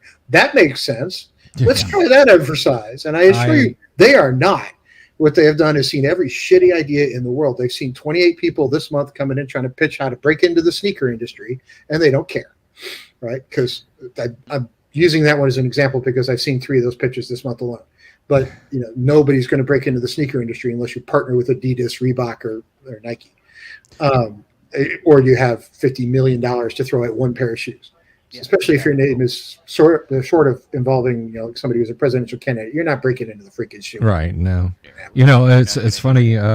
GPA, you were talking about Carlin. I think the thing that best sums up that Carlin-esque philosophy is it's a real exclusive club and you ain't in it. We ain't exactly. In it. Yep. It's a big effing club. I don't want to get your monetization wrong. I'm not monetized anyway. I don't care. It's a big fucking club, and you fucking club. It's amazing to me the people that come in exactly like you. I want to be chief creative. I want to think because I've done that. I've been in the tech. I've done all these other kind of things. I have a range in there, and you get people with these ideas, and it's amazing to me that I see them and they don't say your ROI is going to happen by this date. It's like, because there you go. It's like, I don't give a shit. I don't care. It's going to be purple, pink, or green. I don't care. What you're doing. When do I get my money back? Where's my ROI? It's like, yeah, and it's like, dude, that's what I would open with. I would be like, hey guys, thanks for even listening to me. So based on what I'm seeing, your ROI should be here, and let me show you how. Because we're going to turn and make orcs. The orcs are going to have these trucks. They're going to go out to the parks. They're going to make all this food for everybody. People are going to love it. Oh, that was bad. So here's bad joke. Bad joke. Don't do that, Bill. Since everybody here is role playing game guy, I'm gonna dish on some of the indie guys for just a minute, and I'm doing this not to get hate mail. So if anybody sees this and wants to send me hate mail, canceled. This is me trying to help you. Okay.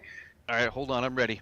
I've sold more than 20,000. I've written indie books. I've sold more than 23,000 copies of my books, and I have 4.5 million pages read on Kindle Unlimited. I've done some marketing in the indie space. Okay. If your approach is Tim posts a picture of this on Twitter, and your approach is bash me for 5 minutes, insult the book, insult me, and tell me I was too stupid to buy your book, you've now lost a customer forever. Tim, I'll only ever bash you or insult you for having a fist fight with an owl bear. Well, that got me killed. But if your approach is, hey, Tim, you're into RPGs. I happen to have some products there as well. Maybe you might enjoy this. You might get me as a customer. But if your thing is to insult me, insult the stuff I bought, call me stupid, and then say I wasn't smart enough to buy your stuff, fuck off. I'm done, right? Insulting your client base is not a good idea to start a business, and oh my freaking God, holy shit. And then you wonder why you have to go to Kickstarter every time.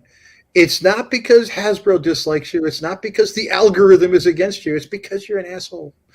Yeah. It doesn't matter which side you're on, because unfortunately it's all turned into tribalized, fragmented sides, and that's a whole other rabbit hole to go down on. But I've noticed how the industry and the communities have turned. But it doesn't matter which side you're on. If you're an asshole, it's like, who's gonna want? No. I started blocking people. I posted a couple over the weekend or something, or last week, that I was like, look, and I was just coming out of some medical procedures. I was like, look, I'm done posting about RPGs because I'm tired of just hearing shit. I'm just tired of being bashed. I'm done. I don't care. And some people were like, no, don't do it. Don't do it. Just block people. Well, you know what? I've gotten to the point where there's a one strike rule, right? If I post something and you just turn into a dick, well, okay, we're good. I'm done. That's exactly how we've been handling it and how we're going to handle it. Because like, you should be able to come to me as an intelligent being and have an intelligent conversation, and we should be able to discuss, anything. And well, shit, that leaves me out. Yeah, I know. That's why I was like, yeah, F you, Bill. Forget it. Bill, you're smarter than you give yourself credit for. So. Sorry, I got a little sleep in my eyes yet, guys.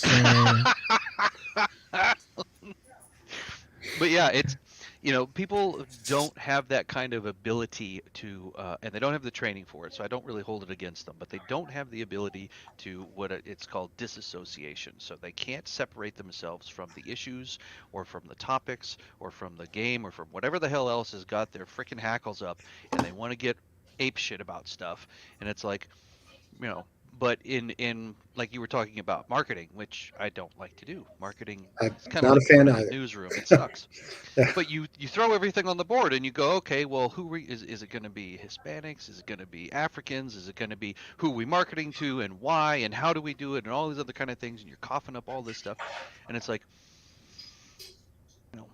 you have to be able to disassociate to have those kind of conversations. Because if you go in there and go, I'm offended, and you leave. Well, screw you. So like my dad he passed away about, how old's my daughter? 11 years ago, give or take 12 years ago, somewhere in that range. But one of the things he told me before he sort of started to decline towards the end, because towards the end he didn't know what his own name was, much less anything else. Cognitive decline or Alzheimer's? He had a stroke about 12 years before he finally passed away. He actually wound up going back to work for a long time, but eventually the stroke caused deterioration, which caused, and sort of eventually slipped into nothing. Whereas my mother, when she passed away, she was driving herself to IHOP 2 weeks before she died. I'd much rather go out that way. And for a diabetic to be driving themselves to IHOP is a weird thing anyway, but we might have a connection. No, she had non-Hodgkin's lymphoma when she was in her 60s, and she told me at the time, she goes, if it ever comes back, I am not going through chemotherapy again.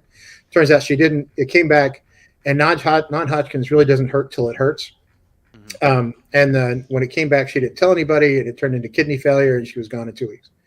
But she was literally F it, I'm going to IHOP. Pretty much, when it was right towards the end, she was like, I'm going to IHOP. I don't give a shit. I'd much rather go out that way. But anyway, so Dad had this point that if, we've gotten to a point as a nation where we're much more willing to just stick our head in the sand and ignore shit than we are willing to actually deal with it and deal with it the way that it needs to be dealt with.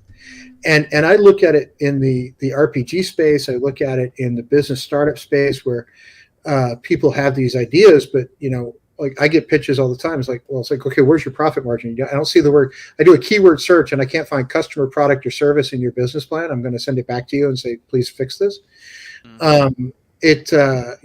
When those things aren't in there, I said, well, investors need to just realize this is the right thing to do. It's like, okay, no, that's a hobby. That's not, a business, right? That's something else completely. Businesses need to turn a profit. Exactly. And they really don't care. Where's the ROI? And where's the ROI, right? So what we've done is we got two groups of people, and they're. I'm not saying rich or poor has nothing to do with this. We've got the groups of people who understand that you do need to actually have customers at the end of the day. We got a group of people who don't really give a shit because they're kind of used to things being free. Like Google's free, Amazon's free, Twitter's free, right? All this. Well, Amazon's not free, but Twitter's free, YouTube's free. They think it's free, and they think it's free. Good rabbit hole. And then they get all upset because, well, we're monetizing your eyeballs. Well, yeah, but Johnny Carson was doing that years ago, right? MASH did that for years. We've been monetizing eyeballs since the beginning of advertising. so something's going to break, and I don't see a way around it anymore. And my dad was a big contender. He's like, look, we've done fucked it up. And this was him, 12 years ago saying we've done fucked it up. He's like, now it's just a matter of determining when. It's like, because we keep kicking the economic can down the road, and that economic can, every time you kick it, doesn't get better. It gets worse. And now we got to fix the can. But the only way I see to fix it is one of two things. You either need to completely throw away the economy and figure out how to rebuild it from scratch, or you got to just elect all new people up in DC, which is not going to happen. But I don't think we're going to want to go Portland. Let's not burn it down. That's not. No, I think, but the point is, like, if you look at AI and automation and other things, by any stretch of the imagination, and I used to work at MIT, and I called some people back there, and I've been talking about this with them off and on for about 4 months. Because I work in AI and I work in other stuff, and I'm like, we're really busy when it comes to how to automate other businesses, right? I mean, I started this company. Automation. Yeah, that's critical. Absolutely. We've got a project. We've got projects for different people, and one I'm just now allowed to talk about. We've been building a tool for a while that basically takes, for a third party, that basically takes place of paralegals, and it's doing really well at it, right? So. Even if you back check it, now paralegals, a lot of people that work in that field, right? Well, now I can replace you with a tool that took 2 years for me and a small team to go build. Well, to step up from tech support. I mean, because we had automated responses for tech support before AI. That was when I was back in the day, and then now the same thing. So if you have something that knows the answers, and you can plug it into the matrix and say, I have problem X with problem Y, and then the thing just goes, oh, this is your answer. Well, the same economists that are on TV talking about, oh, look, it's just the Japanese markets, making an adjustment, are out there going, well, AI and automation, big deal, who cares? Well, those guys, if you look at the people who are actually on the technical side of economics, they're talking somewhere between 30 and 40% of the global workforce could be replaced in 3 to 5 to 7 years. 30 to 40%. And those guys that are like, oh, we'll just adjust the interest rates, be fine.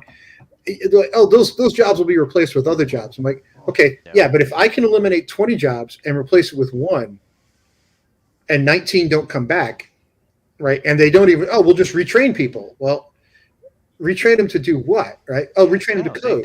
No, okay. It doesn't. I used an AI tool the other day to generate 350 lines of code that executed the first time. Yeah, I've done it too. I as a thought experiment, no one will ever see this published. Tim, I copied pages out of the Dungeon Master's Guide. I plopped them into ChatGPT for free. I don't pay for ChatGPT. And I said, write me a computer program that does this in Python, please. It did. It compiled. It ran. First try. Yeah, and that's exactly where they're going. First try. To bring it around circle to gaming. That's what Cox said in his interview. He's like, we have 50 years of D&D to data mine. We're going to throw all that shit into the AI, and then they're going to data mine that so that they can extract all of the stuff that they want to go ahead and write all the adventures. And if you do a search for them, you start looking around, AI Dungeon Masters, there's AI Dungeon Masters tools, there's lots of people getting in on the whole scene. You can just jump on your phone and be like, hey, I need Robo DM to make me an adventure. And I want orcs, and I want them to have mustaches, and I want sombreros, and I want milk that joke again. I'm gonna milk it. Like, do it. It's good. Wow. Talk orcs. Mexicorks. But think of it another way, right? But seriously, and I've seen them. I've downloaded a couple of them just to check them out. I'm going, what the fuck? I'm trying to launch a damn game company and write OSR modules and get people to buy them for $20, but they can go on their phone and go. If I had not told if I was unscrupulous and I had not told my patrons and I had not told the people that I've done on-spec work for D&D adventures, I'm not going to use generative AI for this. Yep. They wouldn't know. They wouldn't know. Yeah, they're not going to know. And that's the other whole damn problem with they talk about AI and the AI art, and everybody has to flip out about that. And I am on board with that. I believe that we need to have humans making an art and don't eliminate their jobs, but it's super quickly arriving that they won't be able to tell. Is that real or not? And this the other side is forget the final product art for a second. So when I commission a book cover, right? So here's one of my book covers, right? So when I commission a book cover, Yep. I'll pull up a real picture of it. Sorry, I forgot I'm on the computer that has all that crap on it. So that's how used I am to being on Zoom anymore. I don't even think that I'm actually on a computer these days. When I commission a book cover, I get 4 or 5, sort of here's where we start kind of covers, and an artist has to go in and create those. Now, one of the things I've talked to Richard Witters and some other authors about, or other artists about, is would AI be in their final product? No, absolutely not. But could it speed up their process? And could that be an interesting way to use it? And all of them have kind of come back with, oh God, yeah, I could save so much time on these concept art pieces, just to kind of give a starting point that, it wouldn't even be funny. And what does that do to beginning artists? Because beginning artists typically work with senior artists to do some of that concept level work, right? Mm-hmm. And does it just sort of finish the process quicker to come up with the final copy? And I think the answer uniformly was between all of them. They were kind of like, yeah, that actually would make it a lot simpler. Mm-hmm.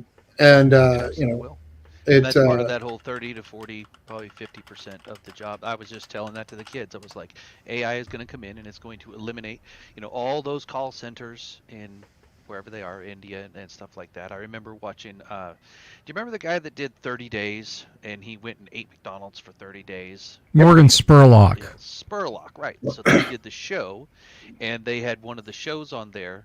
They went to a country where the call center was like the job, and everybody was living in shanty towns, and then they saw the glowing glass skyscrapers were the people that could work in the call center. So the tech support guy, what I was living in there, and it allowed him to support his 15 people family in this little hovel or whatever on tech support. And it's like AI is going to destroy that entire. They're done. Yeah. So like this book cover, and when I first had this one come in, it I had 5 options to go with, and we ultimately wound up with this one. But it took a couple of weeks to get those 5 options. And could an artist come through and get those 5 options in an hour, right? So it saves them a bunch of time, and that's going to mean there's going to be a need for far fewer artists out there. And if you run that math, right, it's like some of those jobs aren't coming back. So what happens to an economy where you decimate all that stuff? And now we've got an entire economy based on 2 family incomes, right? So most families have a husband and wife that are working. If you're like me, you have to, unless you want to live in a 1-1 and have no kids. Right. Well, I live by myself and have 3, but that's a different story. Yeah, but you're okay. You're up here. You're the man. I'm talking about dude who's like, I will, I can make your hamburger. Yeah, but regular people. You're not a regular people, Tim. Sorry. But what AI can do also is take things like, this is one of my favorite adventures. This is actually one I've never successfully gotten through without having a TPK. Bill, remember Queen of the Diamond Web Pits? Queen of the Demon Web Pits is a fantastic little beast of a module. Yes, we'll lose characters in this module. Yes, you will. Single time.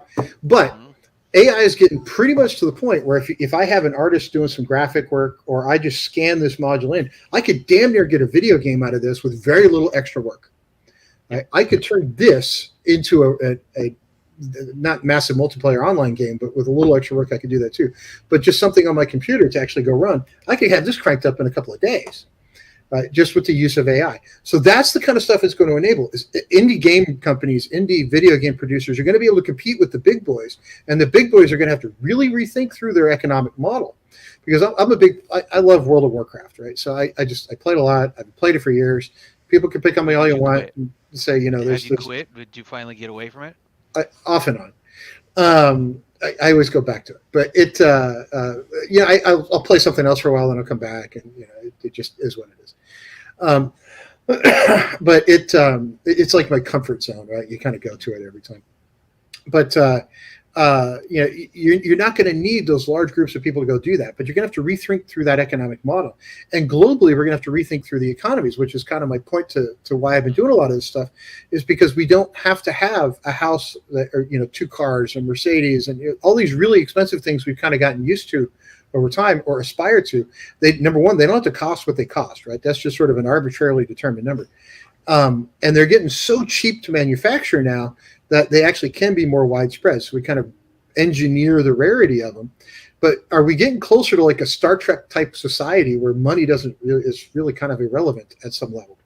I don't think we're there, but I think we're getting closer to it than people realize. Yeah, and people don't know that they how many world wars did they have to go through before they got to Star Trek? Oh, quite a lot. Yeah, so it's like Yeah. if we're on the beginning side of that, it's like, okay, so we got to do Mad Max, we got to do, like all the shit we got to do before we get to Star Trek. It's like, come on. Yeah, I want to be on the tail end, not that just freeze me now, put me in the cryo freeze. let's I just will pop out and be like, my name is Khan.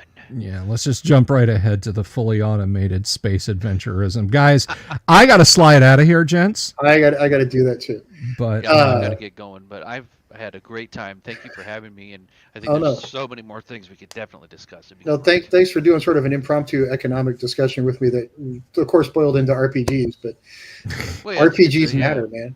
So one of the reasons I play RPGs, and I will tell everybody this, and you guys please use this on your channel, the most creative scientists and engineers I've ever met, who are always the ones I want on my team, are the people who read a lot of fiction books and play a lot of role-playing games, or one of those two. Yep. So the brain is a muscle, and if you don't exercise it, it dies. And RPGs are a wonderful way to exercise your freaking brain, and it's something we don't get enough of these days. So 100%. Please push that on every channel you can. I don't even care if you give me credit.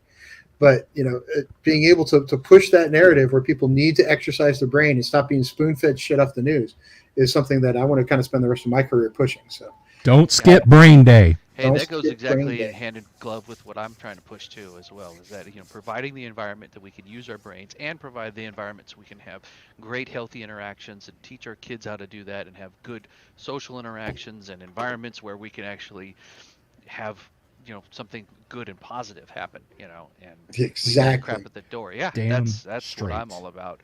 And I think that you've definitely hit it on the head. If we're gonna be signing off, I think.